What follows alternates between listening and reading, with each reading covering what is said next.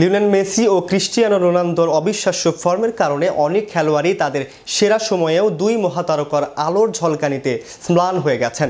Xavi Iniesta জুটি, Luis Suarez, Franck Ribery, Manuel নোয়ারের মতো তারকাদের কপালে জোটেনি ব্যালন ডি'র। তবে রবার্ট লেভানদোভস্কির বিষয়টা আলাদা।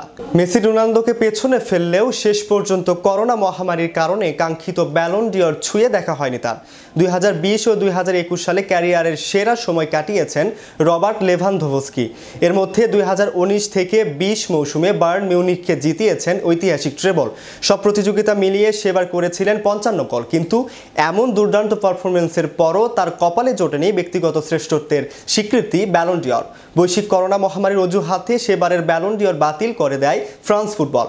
পরের মৌসুমেও লেভা দুর্দান্ত পারফরমেন্স করলেও সেবার পুরস্কার ওঠে লিওনেল মেসির হাতে, জানিয়ে সে সময় বেশ বিতর্ক হয়েছিল। পারফরমেন্সের যোগ্যতায় প্রমাণ দিয়েও স্বীকৃতি না পাওয়া নিয়ে আক্ষেপ নেই বলে জানিয়েছেন লেভানদোভস্কি। তবে 2020 কিংবা 2021 সালে পুরস্কারটি আমার হতে পারত।